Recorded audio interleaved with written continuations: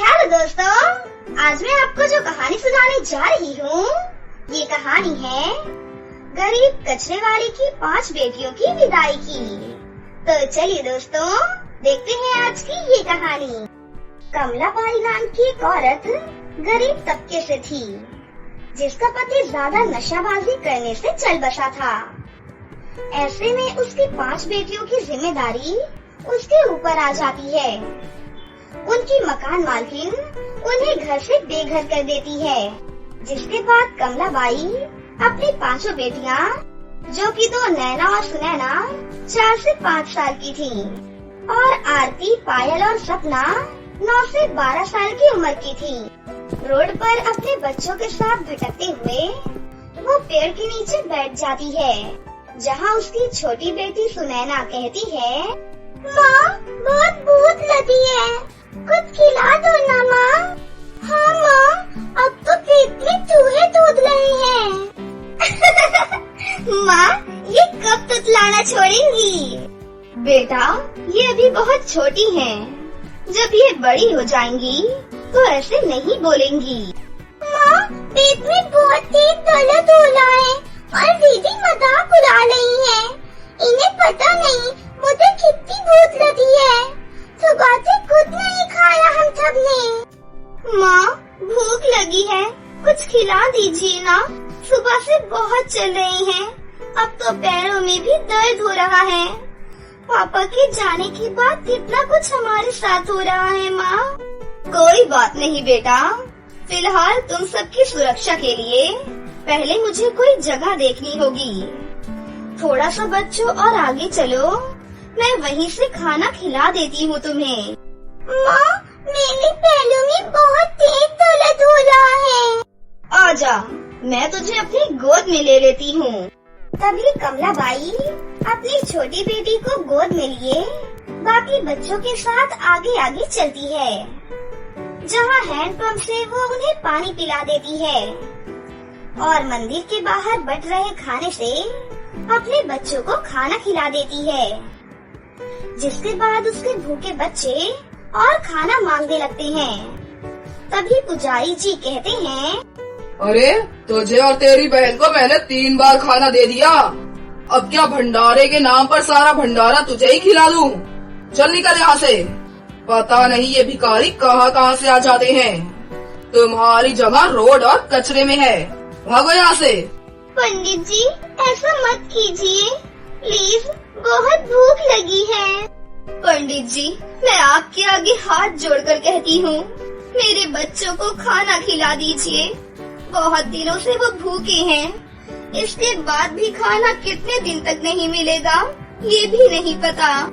लगता है तुम भिखारी ऐसे नहीं मानोगी, तुम्हें धक्के मार कर यहाँ से निकालना पड़ेगा। तभी पुजारी उन्हें धक्के मारकर 5 बहनों समेत माँ को बाहर निकाल देता है। जिसके बाद वो फिर से भटकने लगते हैं। तेज बारिश आती है तो वो अपने बच्चों को एक पेड़ के नीचे लाकर खड़ा कर देती है, जहाँ पर सभी भीग जाते हैं और आरती और पायल छींक मारती हैं। अच्छा माँ, बहुत ठंड लग रही है।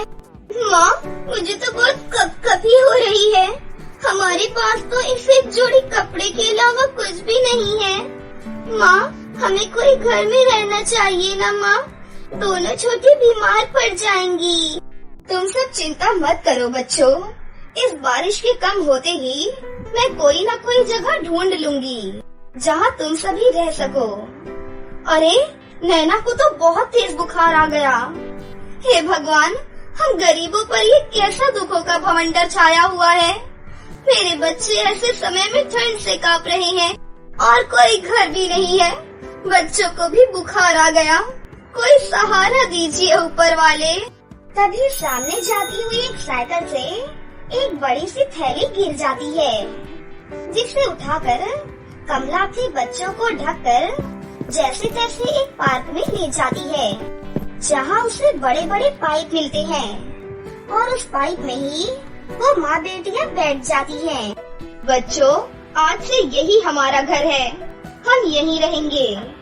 बारिश कम हो जाएगी तो आग जला दूंगी। बारिश बंद होते ही कमला रूखा सूखा कचरा कहीं से उठाकर जैसे ही जलाने जाती है तो एक कचरे वाला कहता है, अरे बहन, ये क्या कर रही हो तुम? इसे जलाओ मत, सामने वाली दुकान पर इसे बेच दो। कम से कम तुम्हें इसके 20 से 30 रुपए मिल जाएंगे। कहा भैया? क्या सच में? भैया, इसके पैसे मिलेंगे? अरे हाँ, कचरा ढूंढकर वहाँ जमा कर दिया करो। अरे उसके पैसे मिलते हैं। भैया, आपका बहुत बहुत शुक्रिया बताने के लिए। तभी कमला वो कचरा लेकर कचरे वाले को बेच देती है, जिससे उसे 30 रुपए मिलते हैं। और उन पैसों से वो सस्ते ढाबे से खाना लाकर थोड़ा थोड़ा अपने बच्चों को खिला देती है और मन ही मन कहती है, क्यों ना मैं कचरा ढूंढना शुरू कर दूं, जिससे मैं अपने बच्चों का पेट पाल सकती हूँ और नैना के लिए दवाई ले आऊंगी। बच्चों, मैं अभी आती हूँ। आप कहाँ जा रही हो? अभी तो आई हो ना आप माँ। कचरा ढूंढूंगी बेटा, जिससे तुम्हारा पेट पाल सकूं। तो आप अकेली क्यों जा रही हो? हम भी आपकी मदद करवाते हैं। ठीक है, तुम और पायल मेरे साथ चलो। सपना बेटा, तुम इन दोनों का ख्याल रखना। तुम बड़ी हो ना, मैं जल्दी आ जाऊंगी, कहीं जाना मत। तभी कमला अपने बच्चों को समझा देती है और दोनों अपनी माँ के साथ कूड़ा कचरा बीनने लगती हैं, जिनके बदले में कचरे वाला उन्हें कुछ पैसे देता है। और इस तरह वो कचरा ढूंढ ढूंढ कर अपना जीवन गुजर बसर करने लगती हैं। एक दिन कमला को कूड़ा बीनते हुए सोने के कंगन मिलते हैं, जिसका मालिक ना मिलने पर वो एक किराए का घर लेकर अपने बच्चों के साथ वहाँ रहती है, चूल्हे पर खाना बनाती है और कचरा ढूंढ ढूंढ कर घर का खर्चा चलाती है। इस तरह 15 साल बीत जाते हैं। 5 बेटियाँ बड़ी हो जाती हैं। वो भी अपनी माँ के साथ कूड़ा कचरा बीनती हैं, साथ ही पढ़ाई भी किया करती थी और थोड़ा बहुत उसने अपनी बेटियों के लिए दहेज भी इकट्ठा कर लिया था। पढ़ाई अच्छे से करने से 5 बेटियों की छोटी मोटी जगह पर नौकरी लग जाती है, जिससे कमलाबाई का बोझ कम हो जाता है। तभी एक दिन अपनी बेटियों से वो कहती है, बेटा, तुम कितना काम करोगी? तुम 5 अब बड़ी हो चुकी हो। मैं रहूं या ना रहूं, कुछ कह नहीं सकते। शरीर में जान नहीं है, इसलिए तुम 5 के लिए मैंने एक बहुत अच्छा रिश्ता देखा है। 5 भाई बहुत अच्छे हैं। शादी करके तुम वहाँ बहुत खुश रहोगी। तुम्हें मंजूर तो है ना बेटा? माँ, आपने हमारे लिए जैसा भी रिश्ता देखा है हमें मंजूर है, क्योंकि आप हमारे लिए कभी भी कुछ गलत नहीं कर सकती। कुछ दिन के बाद उनके छोटे से घर में उन 5 बेटों की माँ करिश्मा आकर उससे कहती है, देखिए बहन जी, मुझे आपकी बेटियाँ बहुत पसंद हैं। गोरी हैं, बाहर का काम काज भी करना जानती हैं। इसी वजह से मैं अपने बेटों की शादी कराने के लिए तैयार हूँ, पर आप थोड़ा बहुत दहेज का सामान भी रखिएगा। आप चिंता मत कीजिए, 5 बेटियों के हिसाब से मेरे पास जो भी है मैं सब कुछ करूँगी। आप शादी की तैयारी कीजिए। ये सुनकर करिश्मा वहाँ से चली जाती है।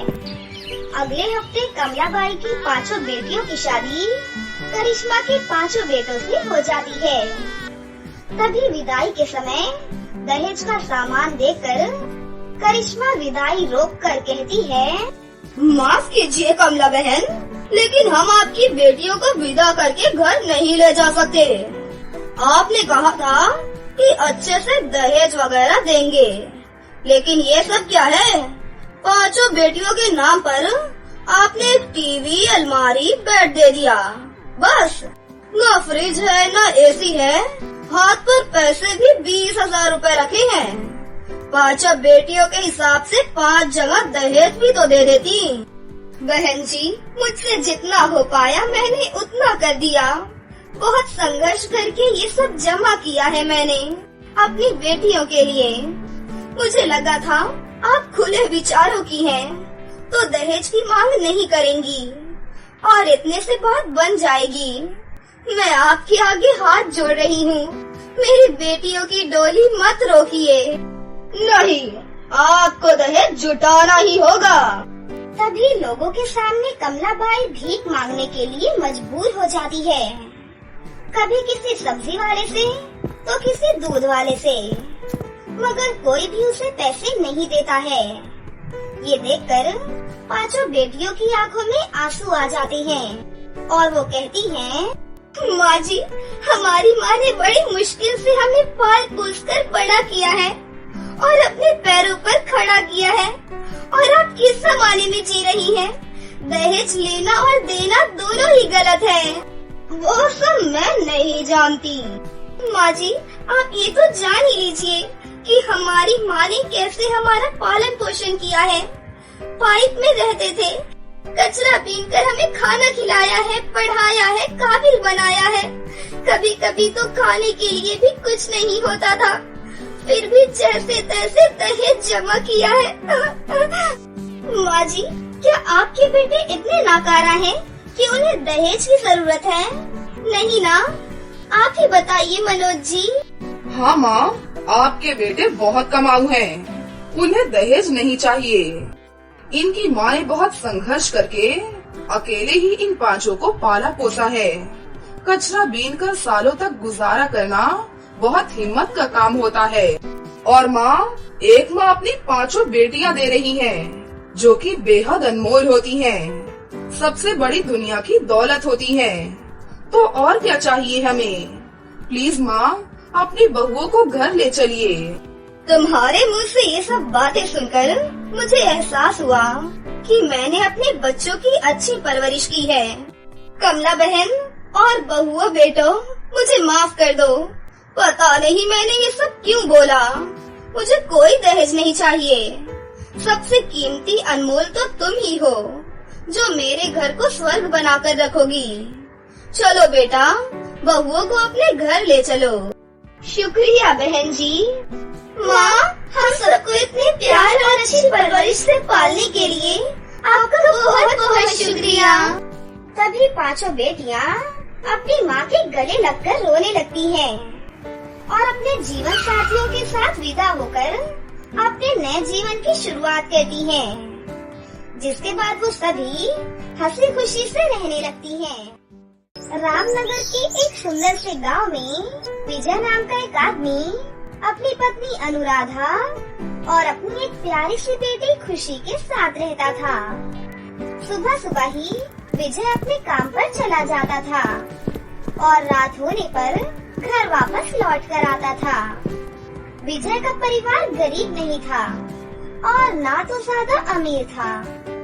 उनके पास रहने के लिए एक खुद का घर था और पहनने के लिए अच्छे कपड़े थे। खुशी बचपन से ही सिलाई की बहुत शौकीन थी, इसलिए वो अपने घर में तरह तरह के कपड़े सिलती थी, जो देखने में बहुत सुंदर होते थे।